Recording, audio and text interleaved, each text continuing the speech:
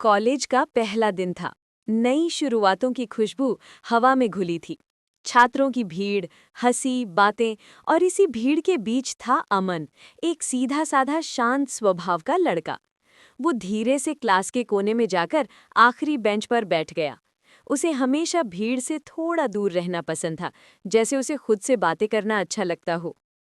उसी समय दरवाजे से एक लड़की अंदर आई, हल्की गुलाबी कपड़ों में, आत्मविश्वास और सादगी का सुंदर मेल।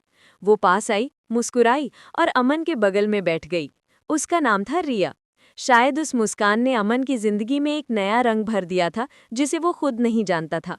दिन बीतते गए। कॉलेज की सुबह अब अमन के लिए सिर्फ पढ़ाई नहीं रही, बल्कि रिया की मुस्कान से शुरू होती और उसके गुड बाय पर खत्म होती। कभी नोट्स का आदान प्रदान, कभी लाइब्रेरी का साथ और कभी बस खामोशी में बैठना, ये सब अमन के लिए किसी जादू से कम नहीं था। वो अब रिया को सिर्फ एक दोस्त नहीं, बल्कि अपनी जिंदगी का सबसे सुंदर हिस्सा मानने लगा था।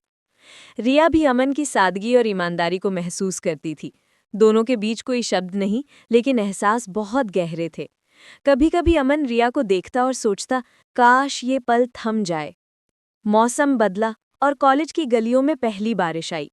उस दिन रिया बारिश में भीग रही थी, जैसे हर बूंद से अपनी पुरानी यादों को धो रही हो। अमन दूर से देखता रहा और उसके मन में एक अजीब सी खामोशी उतर आई। उस बारिश ने उनके बीच कुछ अनकहा जोड़ दिया था। लेकिन हर प्रेम कहानी की तरह इनके बीच भी एक मोड़ आया। कॉलेज में एक नया छात्र आया, आर्यन। वो आत्मविश्वासी, मिलनसार और लोकप्रिय था। रिया उससे बातें करने लगी, हंसने लगी और अमन के दिल में हल्का दर्द पनपने लगा। उसने खुद को थोड़ा पीछे खींच लिया, सोचते हुए कि शायद अब रिया की दुनिया में उसके लिए जगह नहीं रही।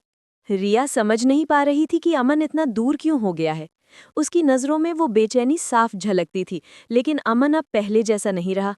उनकी बातचीत कम हो गई, मुलाकातें घटने लगीं और चुप्पी ने दोनों के बीच एक दीवार बना दी। फिर आया कॉलेज का आखिरी प्रोजेक्ट। दोनों को एक साथ काम करना पड़ा। रिया ने महसूस किया कि अमन अब भी वही है, सच्चा, शांत, पर अंदर से टूटा हुआ। फिर धीरे धीरे सब साफ हुआ। आर्यन सिर्फ एक दोस्त था।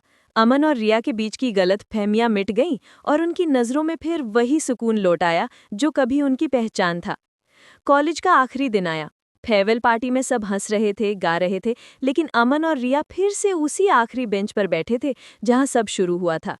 बारिश हो रही थी और वो दोनों चुपचाप मुस्कुरा रहे थे, जैसे जिंदगी खुद उनकी कहानी को पूरा होते देख रही हो। कुछ साल बाद दोनों ने अपने सपनों को पूरा किया। अब अमन प्रोफेसर बन चुका था और रिया बच्चों को पेंटिंग सिखाती थी।